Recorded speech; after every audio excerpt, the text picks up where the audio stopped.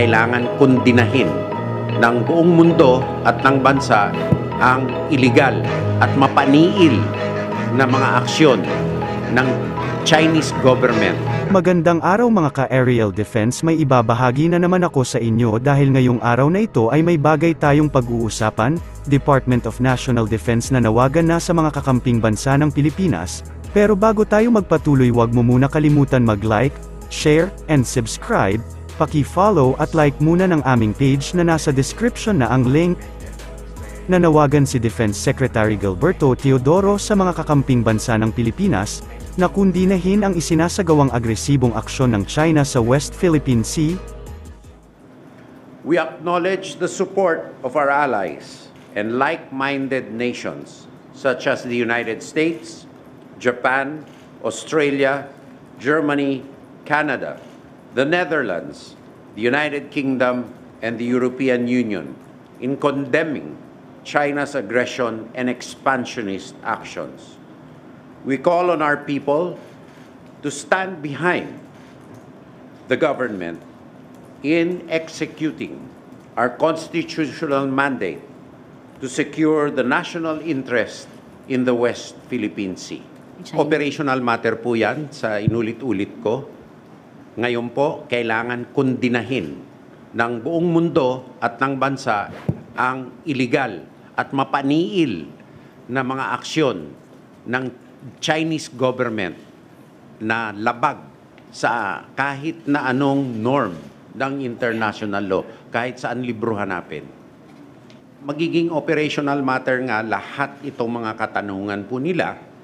Hinihimok na lang po namin na ang pagkakaisa ng ating bansa sa likod ng gobyerno sa ating mga hakbang upang isigurado o i-secure ang territorial integrity at sovereignty ng ating republika. At kaya po ibinabuti ng ating pamahalan sa liderato po ng ating Pangulo na maghayag ngayong araw na ito upang sa ganon hindi na po kumalat ang fake news at anumang mga espekulasyon. Wala po tayong pwedeng gawing espekulasyon kung anong mga susunod na hakbangin dahil wala pa po kaming hinahayag. Kaya maniwala na lang po sa ating gobyerno, wag po itong maging ugat ng pagtatanim ng fake news ng China o ng iba pa upang tayo'y magkawatak-watak o magkadebate ng malaki sa mga issue na ganito. Dahil sa oras po na ito, kailangan po ng pagkakaisa na ating bansa. Ibinunyag na pahayag ito ni Defense Secretary Gilberto Teodoro pagkatapos ng command conference na ipinatawag at pinangunahan ni Pangulong Marcos ukol sa nangyaring banggaan sa West Philippine Sea. Hinimok ni Defense Secretary ang mga kakamping bansa ng Pilipinas na sabay-sabay at sama-samang kundinahin ang ginagawa ng China. Nanawagan din siya sa mga kababayan nating Pilipino na panatilihin na sumuporta sa ating gobyerno at tumindig sa hamon na hinaharap ng ating bansa ngayon dahil sa West Philippine Sea. Sa kwento naman ng mga Chinese na ito, sinasabi ng China na ang panig ng Pilipinas ang ganap na sisihin. Naninindigan ng China na hindi pinansin ng mga sasakyang pandagat ng Pilipinas ang isang babala at naging sanhi ng mga banggaan sa pamamagitan ng walang ingat na pag-navigate. Sinabi ng isang tagapagsalita ng Chinese Foreign Ministry, hinihikayat ng China ang Pilipinas na igalang ang kanilang seryosong alalahanin at wakasan ang mga provokasyon at mapanganib na aksyon sa dagat. Ilang beses nang nangyari ang malapit na banggaan kamakailan habang ang mga sasakyang pandagat ng Pilipinas ay naghahatid ng mga supply sa isang outpost ng militar sa pinagtatalunang shoal, ngunit ang mga engkwentro noong linggo ay minarkahan ang unang pagkakataon na iniulat ng Pilipinas ang mga barko nito na nabangga ng mga barko ng Chino, sa gitna ng pagtaas ng paninindigan ng Beijing sa South China Sea. Sinabi ng China Coast Guard o CCG na naharang nito ang mga sasakyang pandagat ng Pilipinas dahil sa umano'y pagdadala ng mga illegal na construction materials sa Ayungin Shoal, na tinatawag nilang Rene Reef.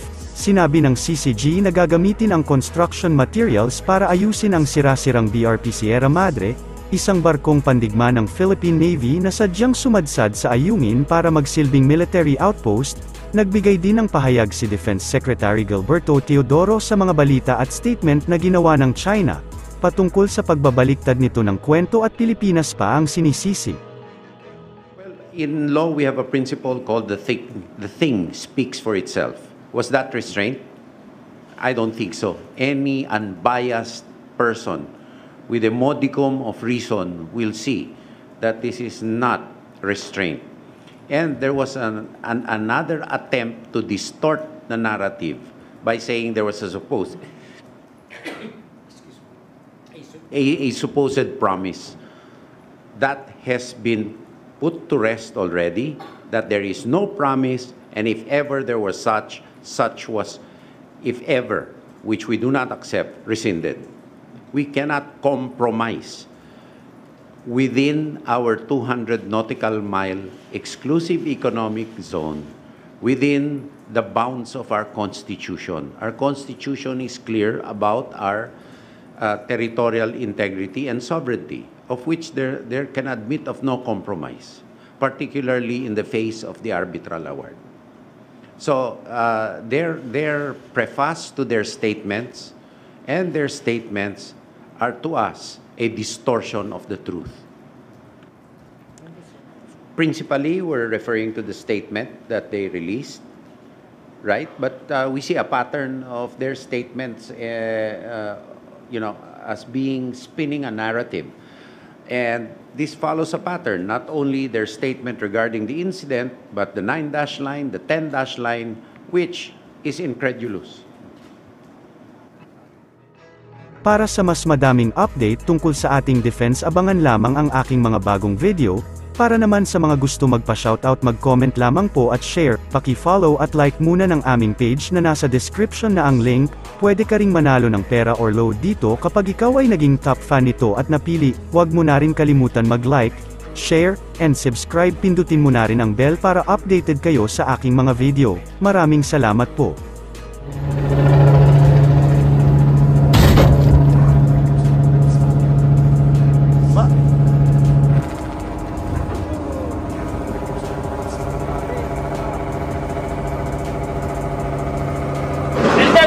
Penter.